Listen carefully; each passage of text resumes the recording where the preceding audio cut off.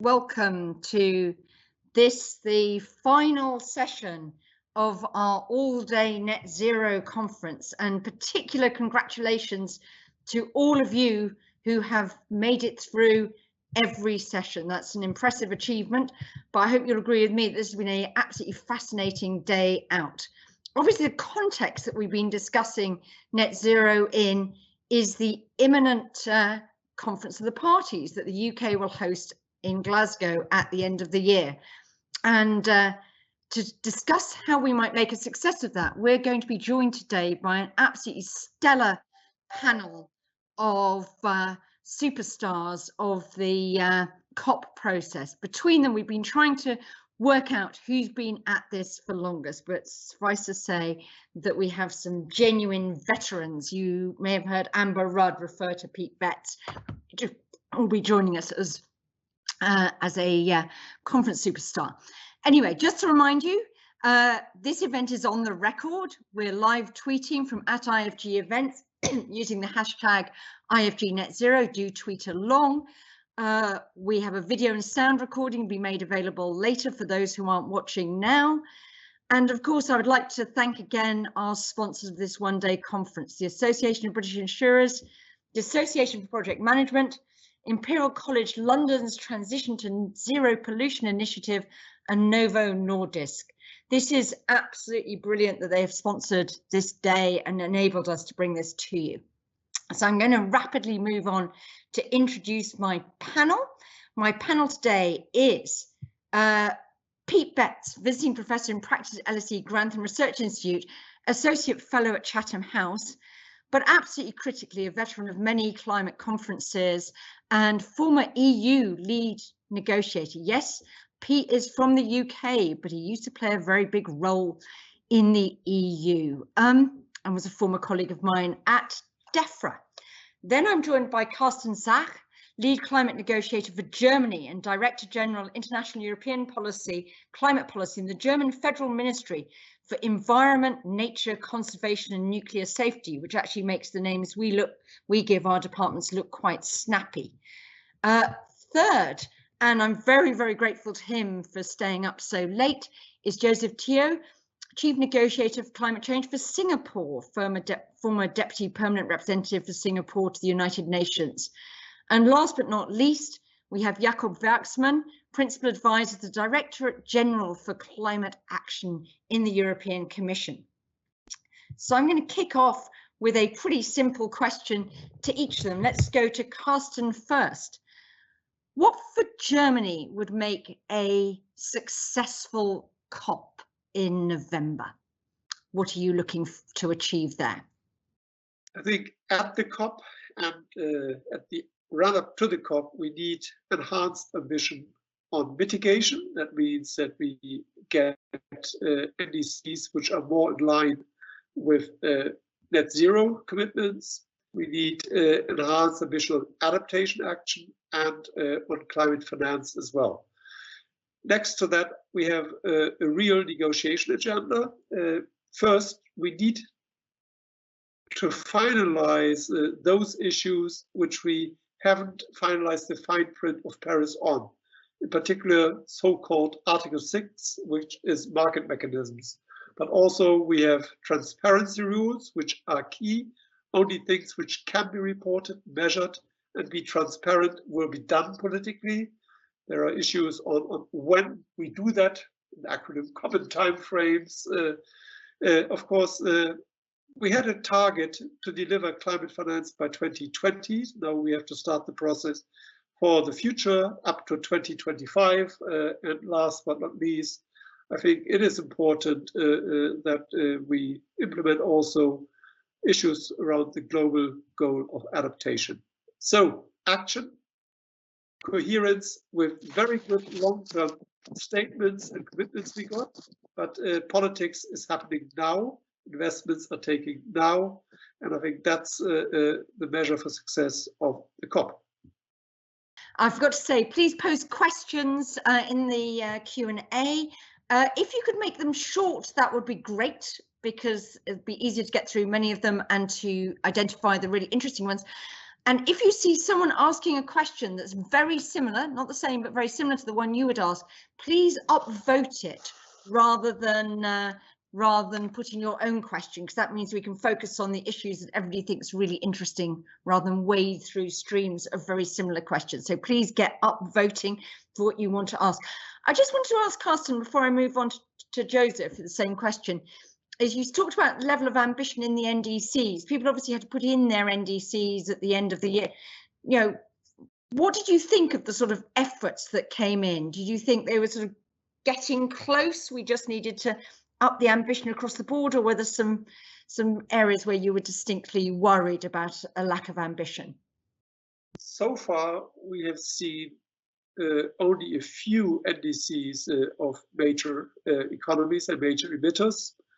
The EU has put forward its NDC at the end of last year, but we are waiting a new one, for example, from the US or China and other important players. And I think what public ask us to do is bring these NDCs into a plausible trajectory and line with a lot of very impressive net zero commitments we have seen approaching us at the last time. Of course, UK put forward also a very good NDC, but so probably the geopolitics is better this year than it was in November last year. So let's take the opportunity to mobilize for good NDCs towards Glasgow.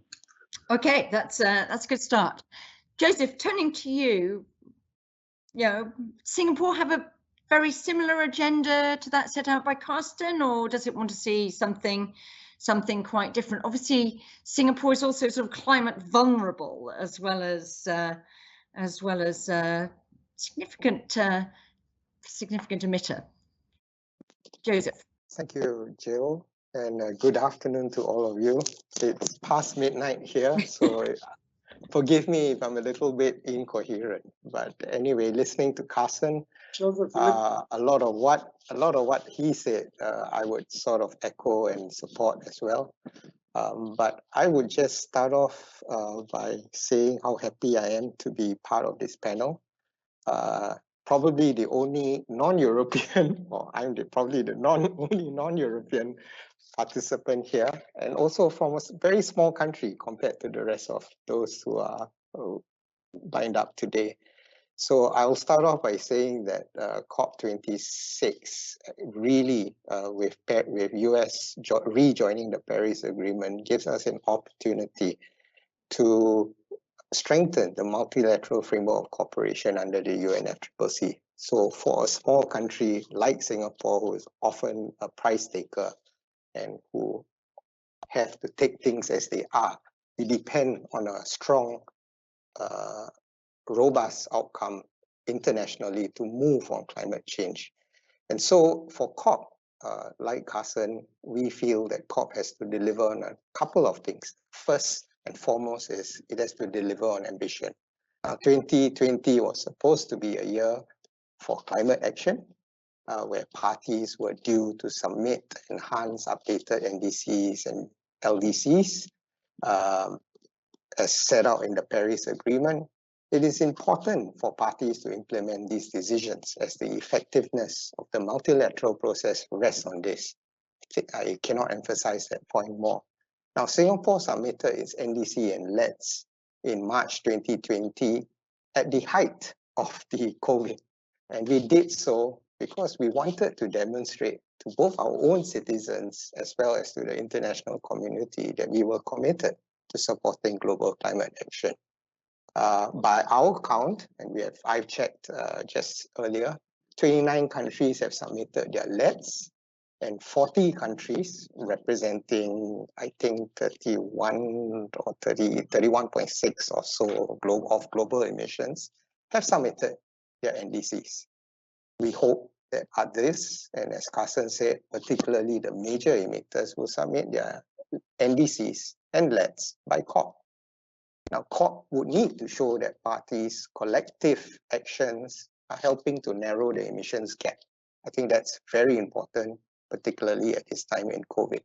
The second important thing that COP needs to do is to put forward a strong package of support for developing countries, particularly at this critical time where many developing countries are facing the twin challenges of COVID, dealing with COVID, as well as the challenges of climate change, which both of them are impacting lives and livelihoods. So of note, COP26 would need to demonstratively show that parties are making good on their climate finance commitments under the Convention and Paris Agreement. The third thing that COP would need to do is show that parties are following through with the mandates under the Paris Agreement. So Karsten had mentioned some of those, Article 6, of course, on carbon markets. We have to deliver on the enhanced transparency framework. Now, for a bottom-up system like of NDCs, climate pledges, we need a robust transparency framework, and we need to complete what might seem like a simple task of common reporting tables and format, but these will help to build confidence in the system. And of course, we need to do other things, complete the Paris architecture. We need the compliance mechanism and framework to be set up. We need to build the foundations for the ambition cycle under the Paris Agreement, and all of these have to be done by COP. And lastly, of course, we need COP also to galvanize climate action by all. And under the Paris framework, we have various programs. We have the Marrakesh Partnership for Global Climate Action. The UK presidency have launched the Race to Zero and Race to Resilience campaigns. There are 5 themes, priorities that the UK government have identified. I think we need to work on these 5. And for a small country like Singapore with very limited options to access renewable energy, one of the things we're looking at is clean energy and how we can form an alliance, a partnership of different stakeholders, academia, governments, businesses coming together, working on pilots, trying to drive costs down so that we can get action on the ground.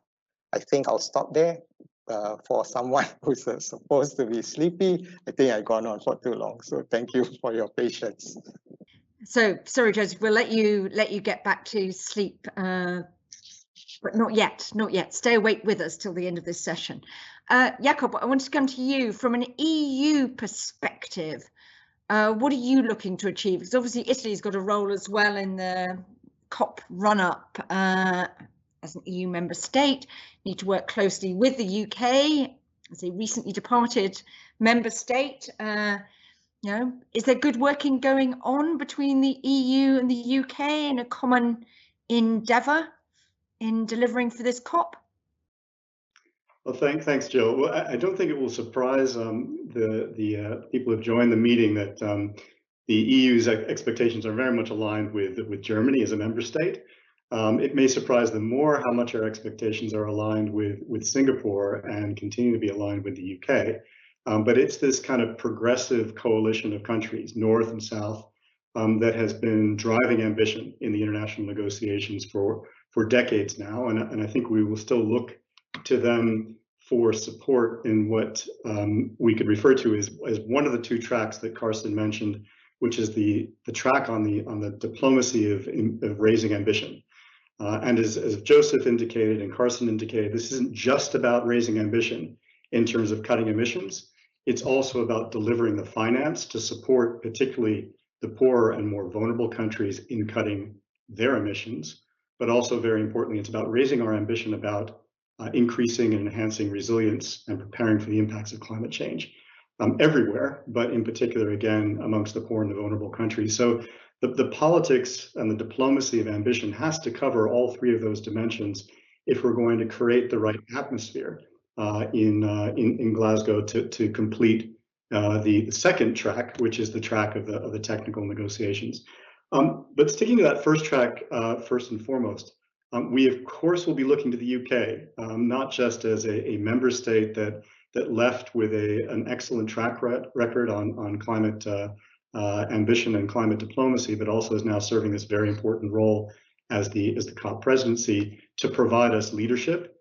They will be doing that not just as COP presidency, but also as leading the G7. That G7 will be the core of the countries that we have these expectations of in terms of raising ambition, but also working together with Italy, not just as a partner in designing the COP, but as leading the G20 this year, which is the broader set of major emitters, major economies that also will have to meet our expectations of committing to net zero and following through with NDCs and with those long-term emissions reductions development strategies that Joseph mentioned. So there's a lot that's aligning well, I think, with the global politics to deliver in Glasgow. The challenges, and I think that we learned this from last year, but it's still very much in front of us, is thinking about how we can build this momentum in a context where we won't be able to meet and to hold meetings of the kind that we've become used to in this process. Multilateralism, as we've become used to with COPs that draw together literally tens of thousands of party representatives and beyond that in terms of civil society and the private sector, it's very hard to imagine how we're going to build a similar kind of meeting even by the end of this year. And so building the confidence amongst ourselves and with our negotiating partners that we can still deliver with regard to the diplomacy of ambition, but also with regard to the negotiations on the technical aspects of the completion of the design of the Paris Agreement is going to be a very big challenge. We've heard from the Executive Secretary of the Climate Change Secretariat, but also from the Secretary General of the UN as well, that we can't expect to meet physically, probably not before Glasgow, and yet the international community, the world, expects us to deliver on these negotiations. So a lot of work needs to be done to build confidence that we can do that.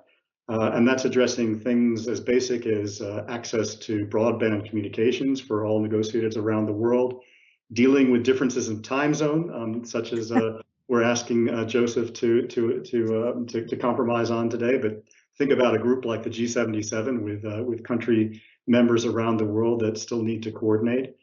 And very importantly, engaging civil society, making sure that pressure is there from activists, from committed corporate members of the corporate sector, and from the press and the media as well, to keep the pressure on us. So a lot of reasons for hope, but also very significant logistical and political challenges as well. Thanks. I want to raise some of that with Pete, but Jakob, but just before I get to you, we've got a question from Stanley Johnson from the Conservative Environment Network, a relation, I think, of the Prime Minister. And he's just asking about the lack of a formal framework for sort of EU-UK cooperation on, foreign and security policy more generally in the Trade and Cooperation Agreement. Is that lack of a sort of formal structure getting in the way of COP26 preparations, or actually it's also well established that doesn't really make that much of a difference? Well, I mean, in terms of the basic relationship that we agreed to at the end of Brexit, I mean, the commitment to climate change was core, I think, to both partners, and so the idea that we will maintain standards and continue to hold each other to high standards of climate action is embedded in that post-Brexit relationship, and I think that will remain the core of the relationship as we move forward.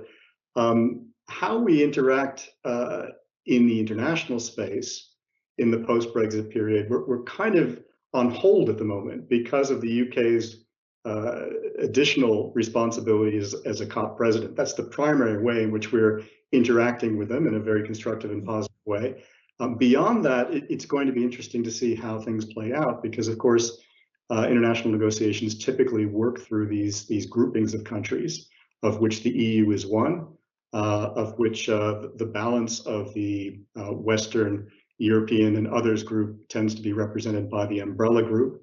There's another grouping called the environment, includes some European countries, Norway and Switzerland as well. So I think that's still something that we'll have to work out in terms of a structure for our engagement in multilateral processes like the Paris Agreement. But that will come after the UK resigns, steps away from its role as COP presidency. At the moment, we're working very closely and constructively in that context with the UK. Brilliant, thanks. So, Pete, I wanted to come to you. Jakob pointed to the sort of fact this is a very different sort of run up to the COP. It's already been delayed a year, although Alex Sharma seems to be doing some personal diplomacy, is currently in Egypt, according to at least his Twitter feed. You can't meet sort of in the same way. The COP itself might be different. So, you know, where are things compared to where they might have been? We've got an extra year, but obviously there's limited bandwidth because of COVID. How is the sort of how are the preparations going? How's it looking with 9 months to go? Thanks, Jill, and it's a great pleasure and honour to be on this panel.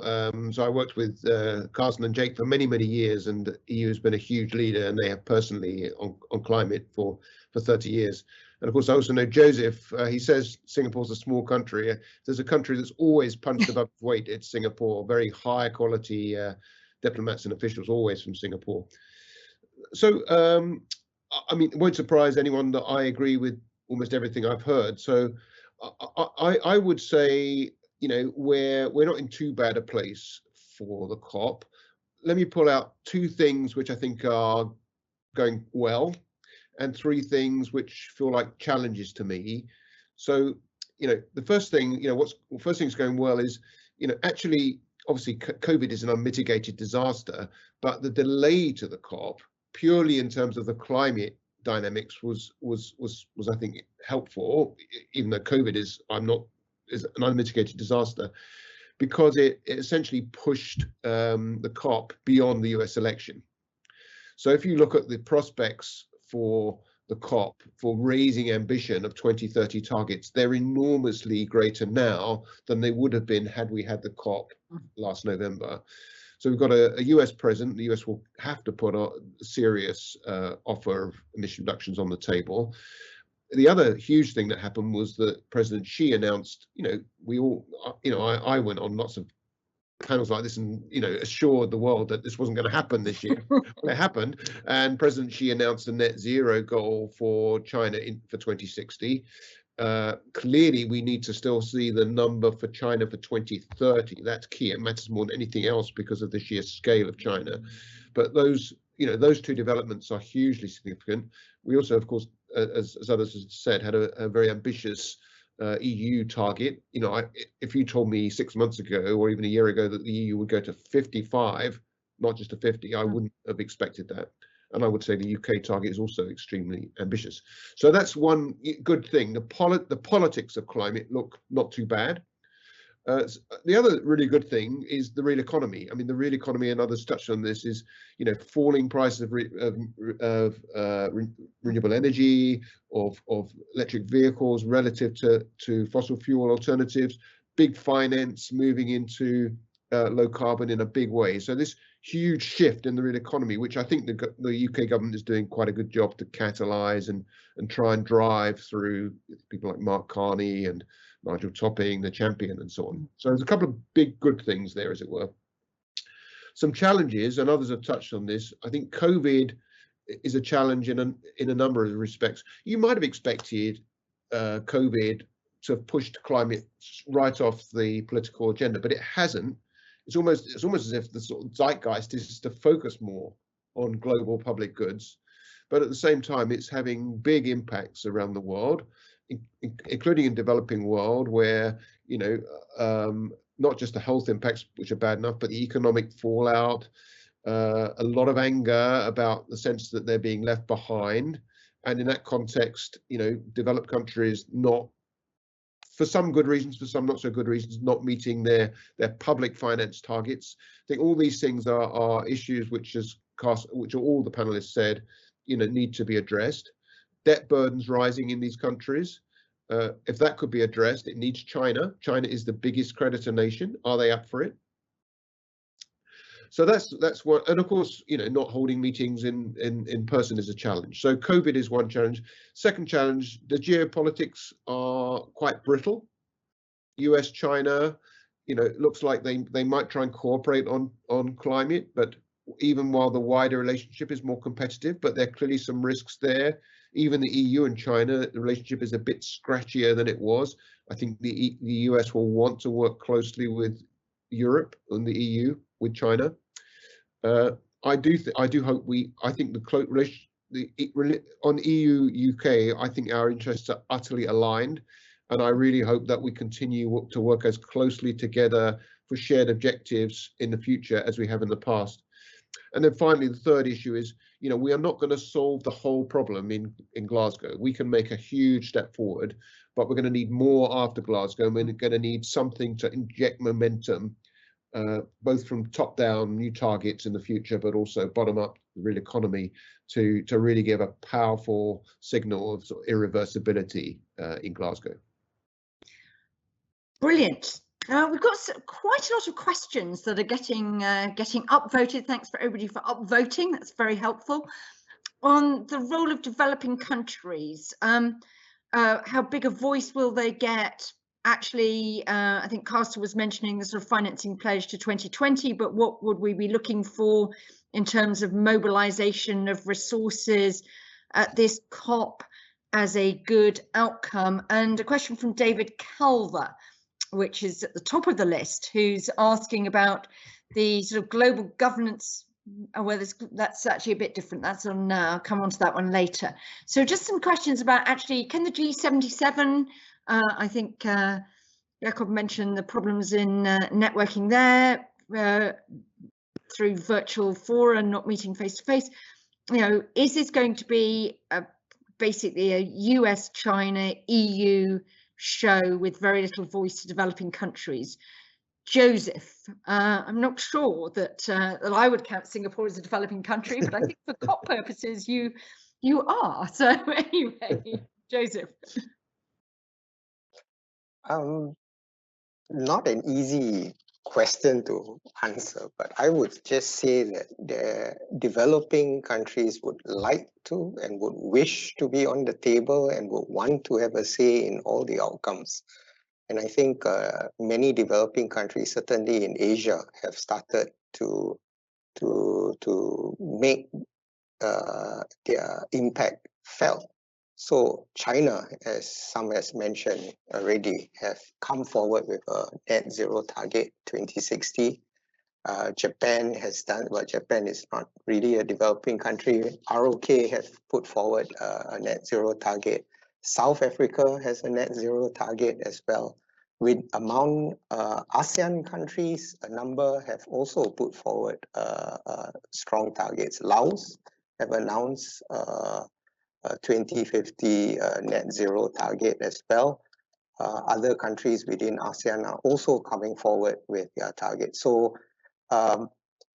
I join echo Peter Bett's assessment about the optimism that that the momentum of climate action has improved, and there is a race to zero currently. Many countries, as well as institutions, financial or otherwise, even in developing countries, are now also jumping on the bandwagon of net zero target.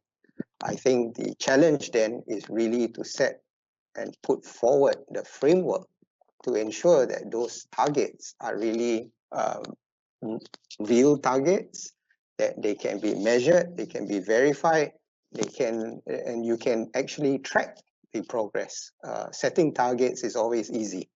The difficult part comes in implementing them, and implementing them over subsequent governments over a period of time.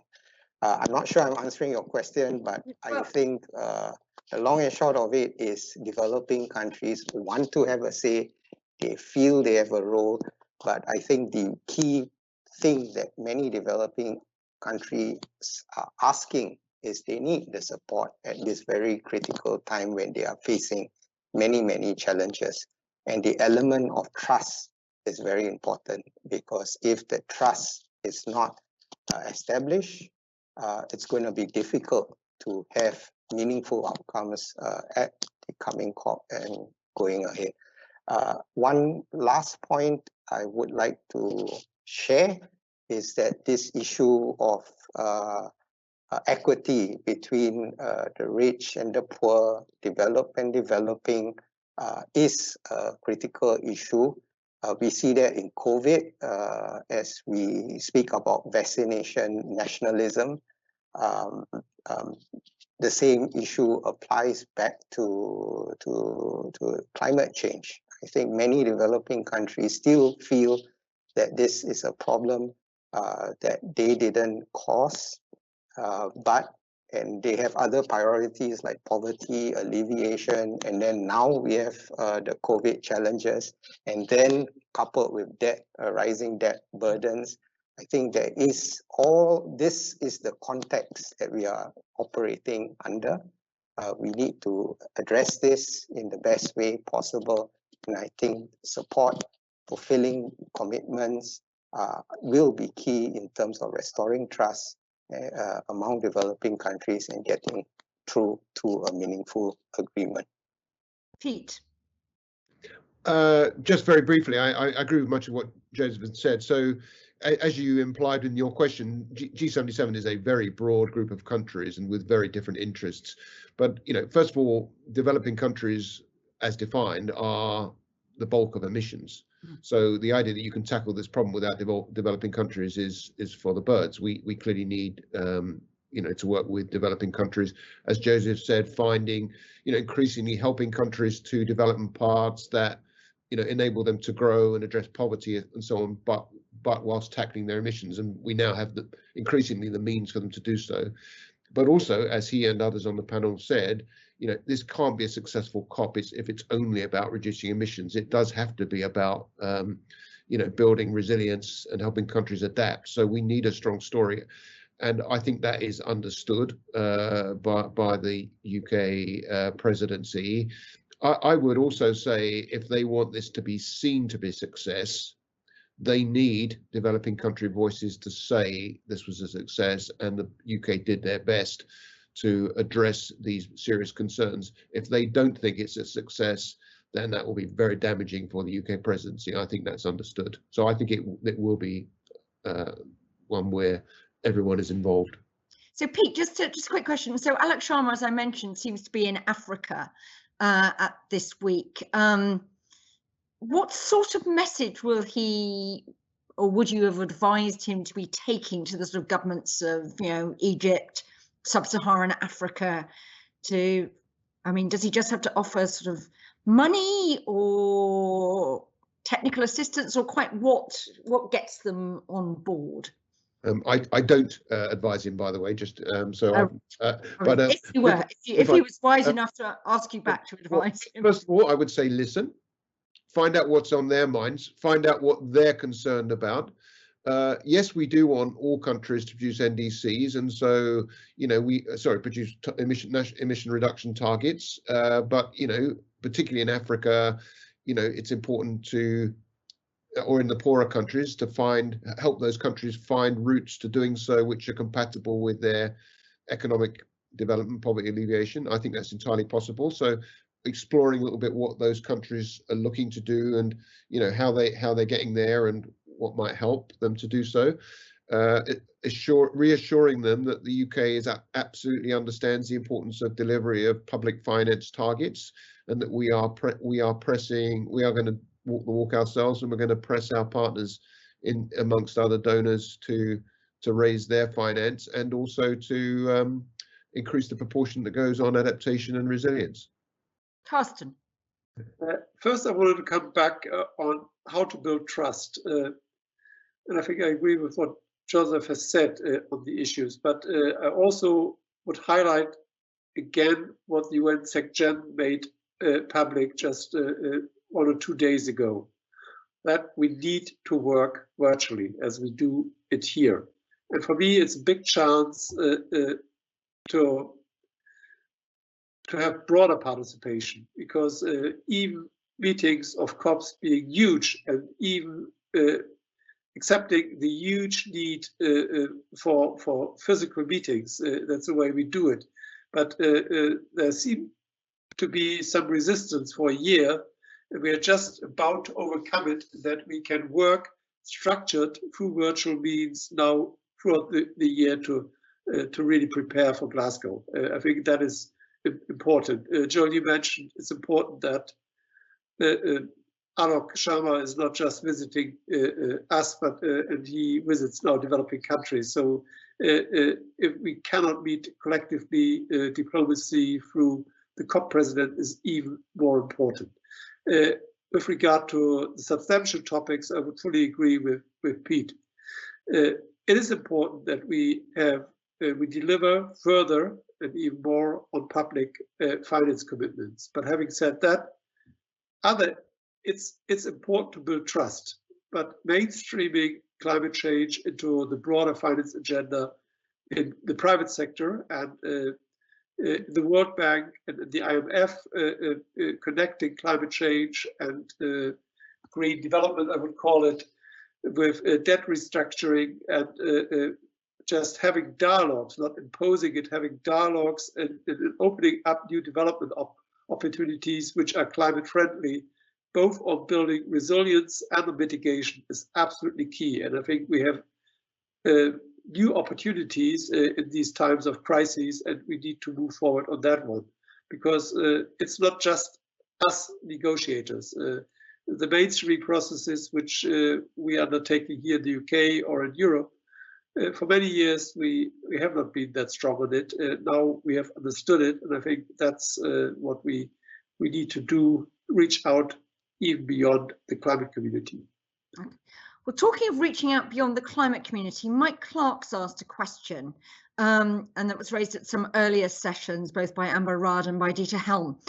He says the climate and nature crisis requires joined up solutions.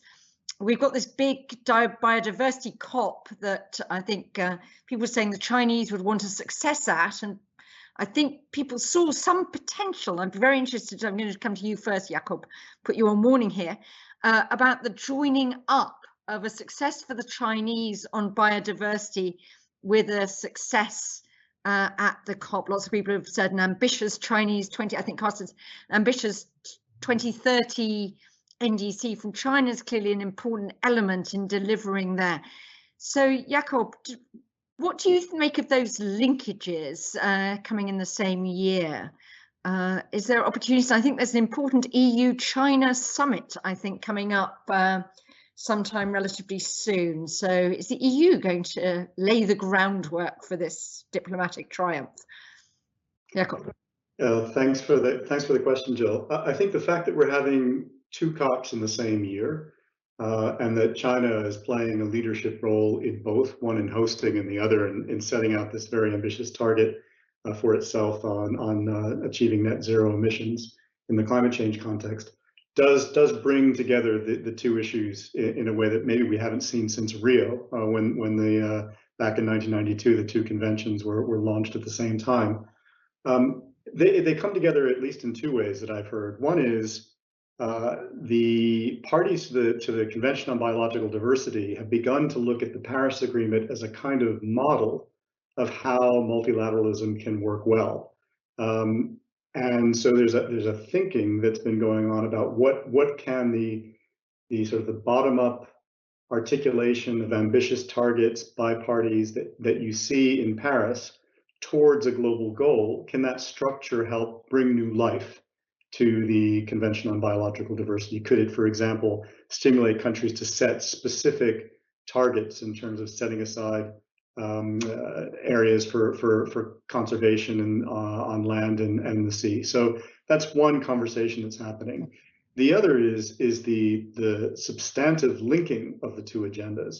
As more and more countries commit to net zero in an economy-wide way, it requires us all to think more and more about the interactions between sources and sinks, as we described in the Paris Agreement, where we look at nature primarily in terms of its function as capturing and storing carbon. As countries begin to do that, as they begin to look at land use and forestry as key to their net zero strategies, of course, this will require them to think about, well, if we are investing and increasing the carbon capture and storage function of nature, are we also taking into account the very important other services that nature provides in terms of maintaining rich systems of biological diversity, et cetera? So the move towards what we call in the climate context nature-based solutions is an area of substantive overlap between what the Climate Change Convention is trying to achieve by enhancing the role of sinks, and what the Biodiversity Convention is trying to achieve, which is maintaining the level of biodiversity and the biodiverse ecosystems on the planet. So I think both of those aspects will come together, and with China hosting, they're going to be looking to us to come up with more substance on biodiversity at the same time that we're looking to them to come up with more substance on their climate change targets. Interesting. Pete, I think you mentioned the need for sort of robust governance, that Glasgow couldn't be the end. There needed to be something, particularly to ensure that if people make sort of ambitious commitments, something happens. Lots of you have mentioned the need for transparency, robust measurement frameworks, things like that. What would a sort of good governance framework to emerge from Glasgow, what would be the elements that we could test? If I was sitting outside and wanted to judge whether actually we put in place the necessary governance to make sure that the targets weren't just announced and everyone went away, but were actually likely to be delivered, what would I be looking for?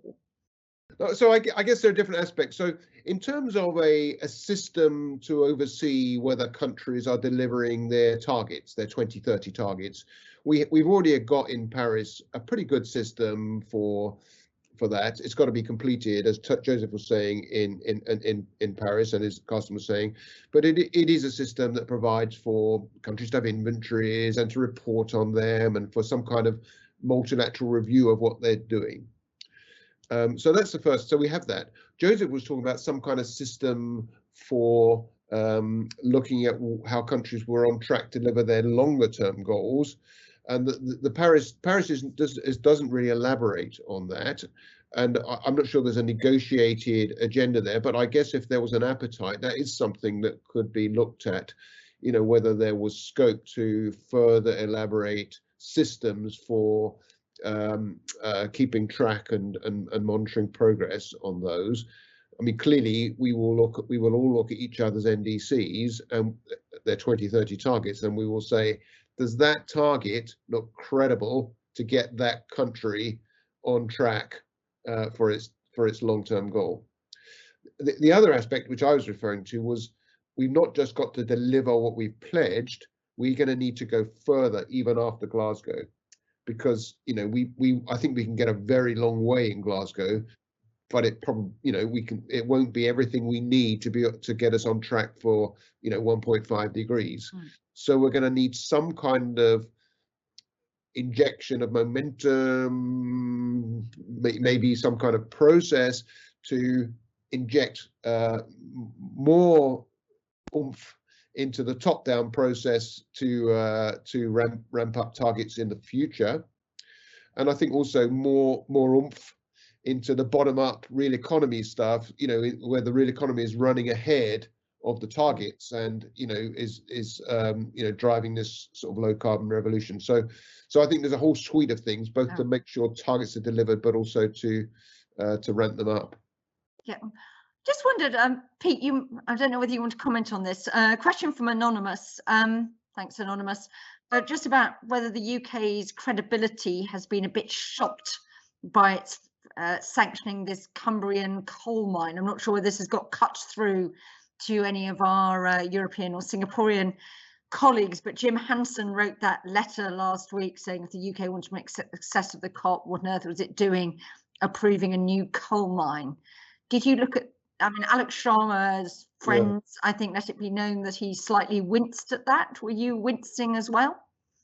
I mean, it might be good to hear from others on that. I mean, I do think that, overall, the UK's targets are extremely ambitious. If you look at the UK's overall reductions since 1990 and its current target, they are very ambitious and they have been delivered. And I think that is, in the first instance, what countries what countries look at. Just as when they look at the EU, they don't look at every single policy. They look at, you know, what is it overall performance, which is very strong. I do think, you know, I think issues like the ODA cut, I think will probably resonate more internationally than the coal policy will myself, but I'd be interested in others' views.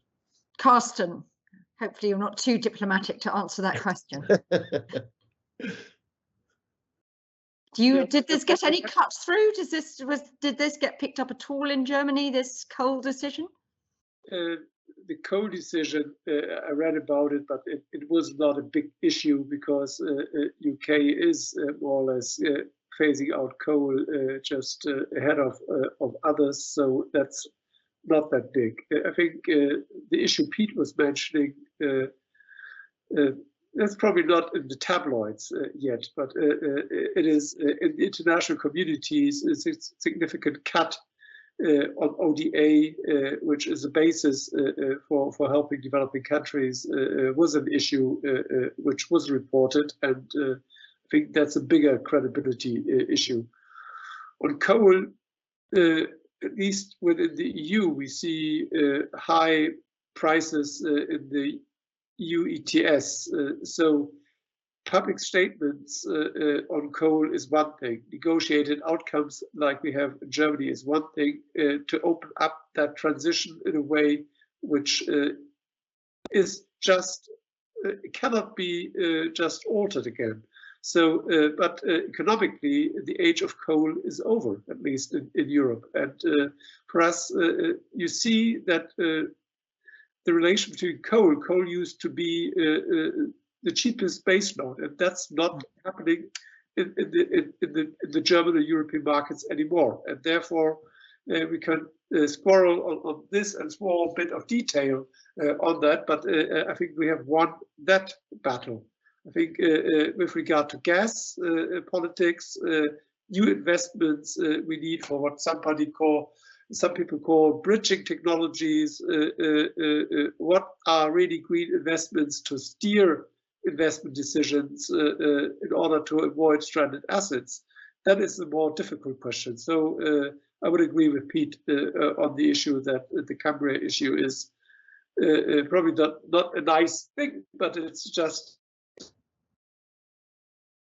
something the overall direction. So it's not completely torpedoed everything. So that's good news for the business department. We can ask Kwasi Kwarteng about that at the session we've got with him tomorrow. He apparently wasn't too wild about it either. But I've got a question here about what countries do we expect to be difficult? We've talked about how the situation in the US has been transformed with the election of President Biden. Pete's unexpected progress in China, President Xi's announcement. We've got a suggestion that there are likely to be some difficult countries. Suggestions those might be Brazil, India, Russia, Australia. Just be interested, Jakob, where are you looking for perhaps the countries that might need a bit more diplomatic effort to bring them to the table in a constructive way? Thanks. Well, we wouldn't have stuck in this process so long if there hadn't been challenges associated with it. Yeah, I mean, I think that different countries are difficult on different issues. If you take each of those countries one at a time, I mean, I think the UK presidency, the incoming Biden administration as it's finding its feet, have all targeted major economies as the countries that we want to deliver net zero pledges, and also to follow through with NDCs that are on a net zero pathway and long-term strategies that show how they're going to get there. And the odd countries out at the moment that are major emitters certainly include India and Brazil. And so I think there will be a lot of bilateral diplomatic effort to see whether or not these countries can be more specific about when they expect to reach net zero, which all Paris parties have committed to do, and how they intend to get there. The issue that a couple have mentioned as a challenging aspect of the technical negotiations, one of them is putting in place more robust rules on international carbon markets, so that we have confidence that if countries decide to engage in those markets, they are accounting fully for their trades. So no two countries are claiming the same emissions reductions. And then if we set up an international mechanism for certifying offsets, that mechanism is very robust. And here I think is where Brazil has been more of a challenge than many other countries in holding out on what they see as principles that were established under the Kyoto Protocol, that countries, developing countries, shouldn't be required to account in the same way as richer countries when they're engaging in carbon markets. And we and many other countries have been pushing back hard on that, but Brazil has made that a point of principle in the negotiations so far, and I think we really have to work hard to overcome their concerns and get them on board. So those are at least two examples. You know, as you move across different issues, you'll run into other kinds of challenges. Some of the oil-producing, exporting countries want for the process to take into account what they call the negative impact of response measures. So the more that countries wean themselves off fossil fuels, it causes challenges for oil exporting countries, and they want the process to take those concerns into account a bit more. So yeah, we can run through them all, but yeah, we need to reach consensus. Our process is based on the principle of consensus. And as people have been pointing out, we've never tried to reach consensus in a virtual context. And if we face that, I think that's going to be particularly challenging. How does anyone who's chairing a virtual process feel confident that everyone is agreeing with their ruling? Yeah, we're used to dealing with these issues, and we'll continue to work hard to overcome them. Thanks. So just to add to the complexity, Karsten, come in on that. Come in on difficult countries. Actually, yes. I think what Jake said, how difficult it is to build the trust for the negotiation agenda, is one important issue. But we have a good sequence here, and it's the G7 summit sometime early summer, and then end of October, the G20 summit. And if we are looking, if we want to be 1.5 compatible, I think it matters what big emitters are doing. And therefore, we will have physical meetings involving leaders, and we can go through the whole list. And it's not just the two Jacob mentioned. There are others, including the ones you were mentioning. I looked with interest in whom the UK invited to be part of their G7 summit.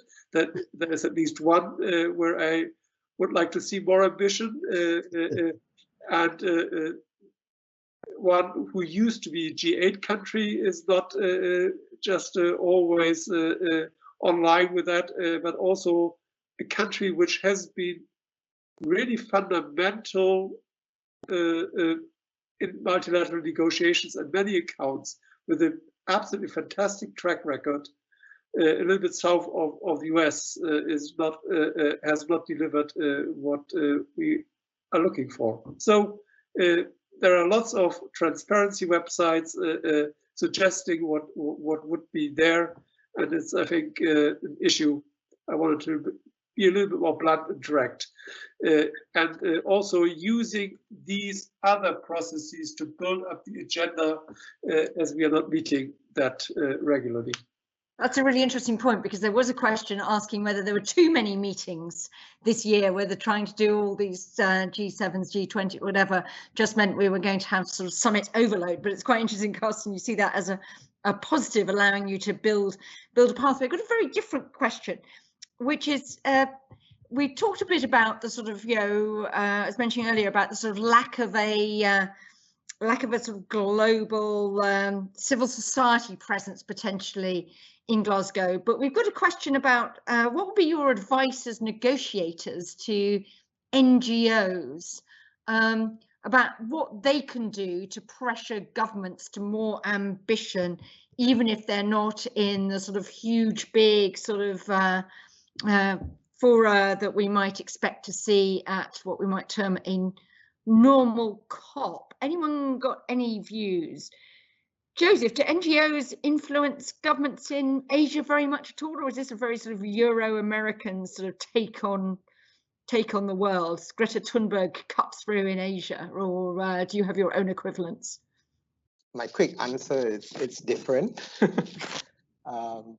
But my response is, at least for Singapore, where Singapore is concerned, I think it is not so much about pressure, it's about working with us. And I think that is working with us, partnerships, cooperation. This would be my three buzzwords that I would use to engage civil society, youth, businesses, all stakeholders. And I think that is our realization. Governments can't do it alone. We need to work and form partnerships. If I may, I want to go back to the transparency issue. Yeah, go back to the transparency.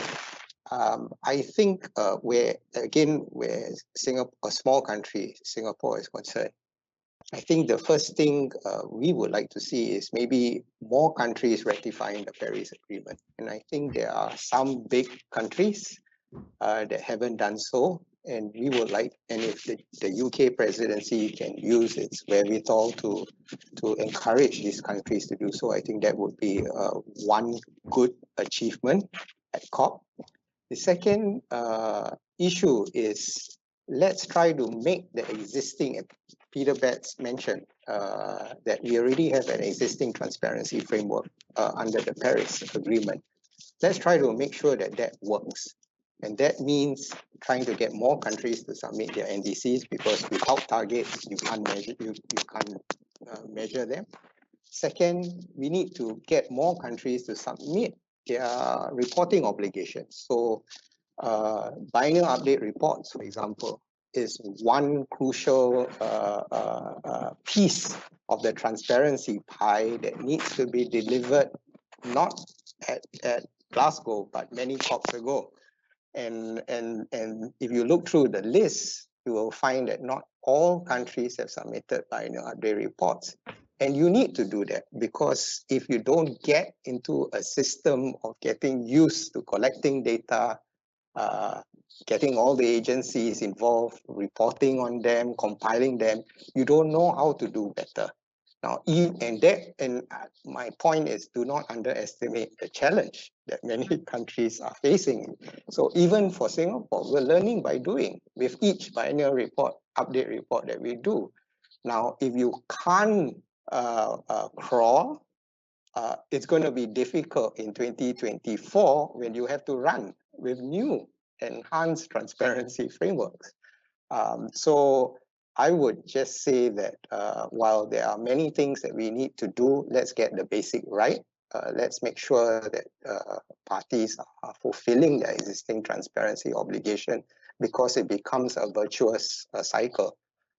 As you learn, as you do, you improve, you do better, and you move ahead. So, so that has been certainly Singapore's experience, and we are extending our support to other developing countries by sharing our experiences with them, and hoping that more countries will come on board and fulfill their reporting obligations as well as their transparency obligations. And then the last thing we need to do, of course, is build the foundations for the ambition cycle, as Betts mentioned. We need to, from COP26, make sure that we have the process in place where that ratchet mechanism that Paris is of a bottom-up system is based, is effectively implemented, so that countries can, over time, as they learn through their reporting obligation and as they put forward new pledges every 5 years, can do better with each and subsequent pledge. And that is actually an obligation under the Paris Agreement. We're supposed to submit progressively better NDCs and pledges with each new round. That's interesting. I'm going to say NGOs could do quite well to put pressure on their governments to make sure they deliver the commitments that they make, and that they report on them transparently, as Joseph was saying. Pete, you wanted to come in. Only just to build on what Joseph said and respond to your specific question on NGOs. So still, when I take the UK as an example, still when I see the UK debate, it's very, very often highly domestic. So the COP presidency is a great opportunity to push the government on like hundreds of individual policies that are domestic, and that's fine. But actually, this, the role of the COP president is to lead a global conversation and to find solutions. So my message to NGOs would be, a lot of the really big decisions for this COP will be taken in capitals before we get to the COP. So, what is your NDC? How much finance, if you're a donor country, are you contributing? Know what you're asking for and put pressure on your government, no doubt in a culturally sensitive way, Joseph. But domestic NGOs put pressure on each of your governments on the issues that relate to the COP. When it comes to the COP, there is a negotiated agenda. When I was the negotiator with Jake and others, I think it was Karsten's idea that I should be a lead negotiator, which I'll never forgive him for. One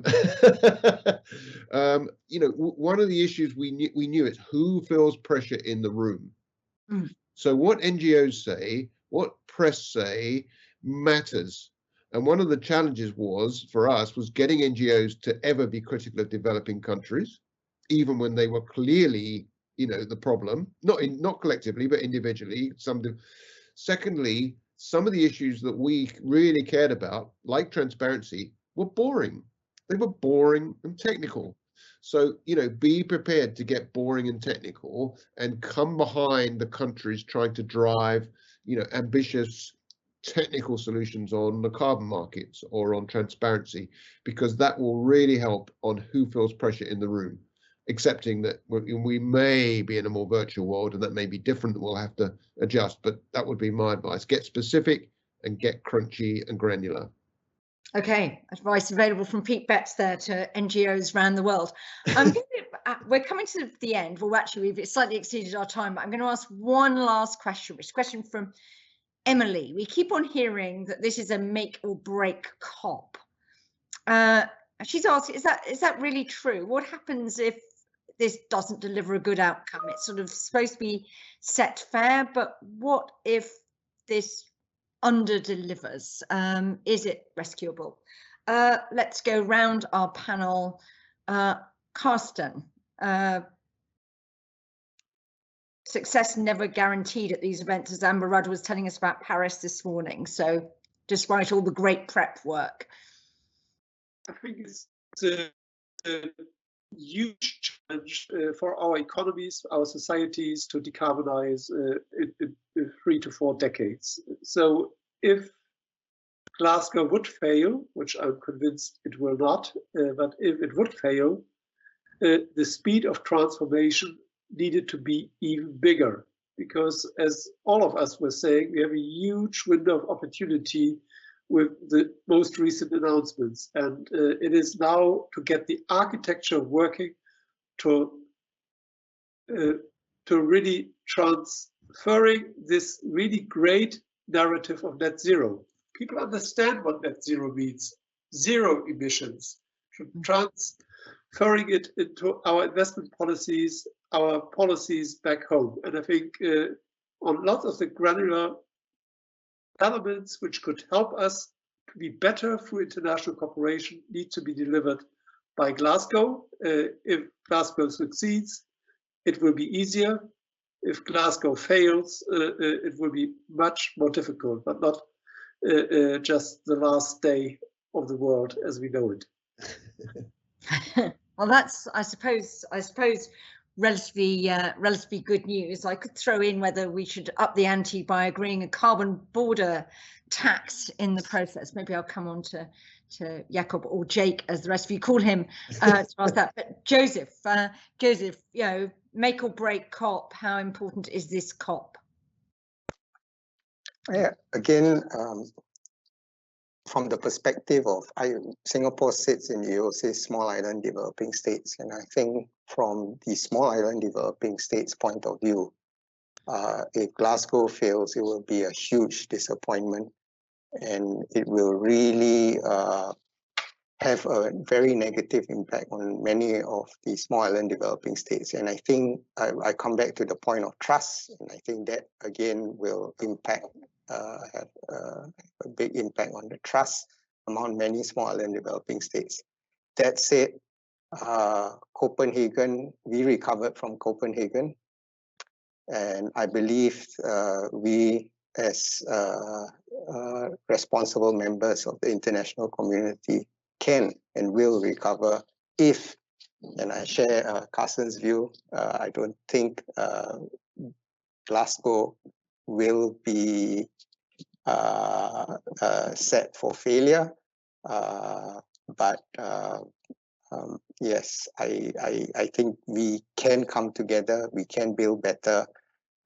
The momentum is there. The COP has been unleashed since the 2030 Sustainable Development Agenda.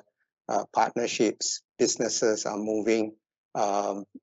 They will, as Pete said, businesses will put pressure, consumer preferences are changing, civil society are putting pressure on governments. Back to Singapore, we just had a parliamentary debate where members of parliament passed a motion urging the government to do more on climate action. And so I think the momentum is there.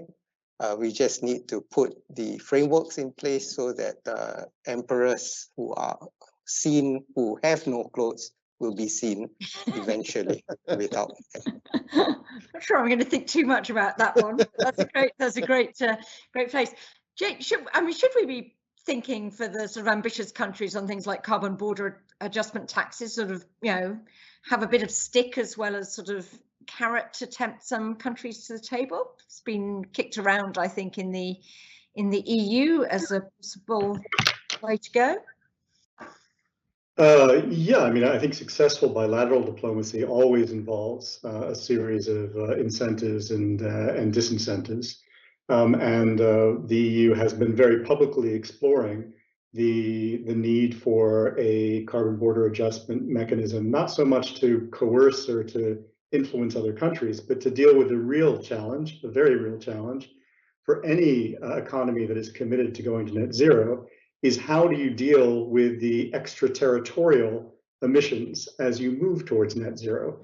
So as you decarbonize your society, of course, your consumers are going to continue to seek low cost, high quality goods, some of which lead to rising emissions and are produced in other countries. So we have to deal with this challenge of carbon leakage. As certain countries move into the lead, they are working on this problem as part of a set of domestic policies. But I think as more countries move into this net zero space, we're going to have to start talking about how do we deal with the issue of carbon leakage. And the CBAM is, as we call it within the Commission, will be a first effort to propose such a policy. And we'll see how the rest of the international community reacts. But if they don't like the policy, it doesn't mean that we haven't addressed the issue, which is how do we manage the challenge of carbon leakage. On the issue of success and failure of COPs, I mean, I think that the most successful COPs are those in which progressive coalitions have set very high expectations, and we haven't met them, but we've come close enough. And so I think we are setting high expectations for Glasgow. I don't think we'll meet all of them, but I do agree with others that overall Glasgow will be a success, and we're already seeing that success falling into place with some of the commitments that came in at the end of last year when Glasgow was supposed to have happened. I think those count towards Glasgow being a success. And then just one last point, I don't think that any COP is going to make or break this process anymore. Paris stands for the proposition that we're in a constant effort to dynamically increase ambition. And no single COP will be a point for judging whether or not we are on that right pathway. The challenge is maintaining the momentum year to year rather than putting all the expectations into a single event.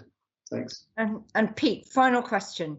Has the UK sort of doing the language, the sort of Rishi Sunak language, whatever it takes to make a success of the COP? I mean, to try and run a successful COP in the year when you're also exiting the EU and still coping with the global, it's quite a big ask of any government. So has the UK put the right sort of resources, leadership in place? How much does the Prime Minister need to commit?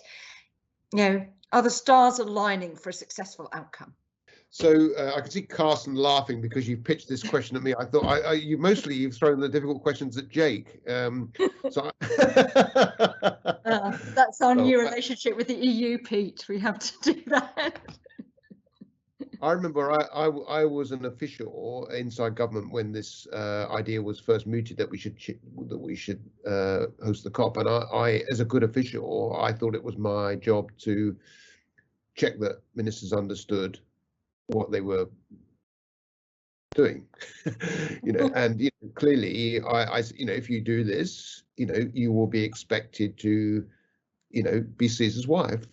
You're going to be expected to show the highest possible standards on emission reductions and finance first.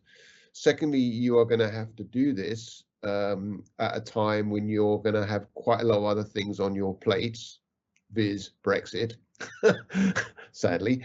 And thirdly, the politics were uniquely bad because the COP was going to be, the US election, presidential election, was going to be in the middle of the COP. Anyway, they decided to do it, and great that they have, and great opportunity for global Britain and so on. But it's certainly going to need, continue to need a lot of senior level resources, top level engagement, Prime Minister, Chancellor, Foreign Secretary, and so on. We're going to need climate embedded in the conversations we have with others about, the debt conversation where China is key, about green recovery that the Chancellor has, about how we reform the international finance institutions like the IMF and the World Bank, the IMF is now building climate resilience into its country reviews. It's where it assesses essentially their credit rating. So I think it is going to need very sustained engagement, and it is going to be tough in a context where there's so much else going on. I didn't foresee COVID, so that's so it certainly is going to need a lot of more continued effort. Right, well, we're going to leave it there. So more continued effort. We're going to take that up with Kwasi Kwarteng, who's joining us at 9 a.m. tomorrow morning to reflect on everything that came out today. He is, of course, the newly appointed Business, Energy and Industrial Strategy Secretary, something that Amber Rudd suggested earlier should make him a holder of the 5th great office of state. Wonder how he'll react to that. So do join us then. Thank you so much to our phenomenal panel. Thank you all for staying with us. Sorry we ran over, but they were just too good to cut off at 5:30. And thank you, of course, to our fantastic set of sponsors, the Association of British Insurers, the Association for Project Management, Imperial College, and Novo Nordisk.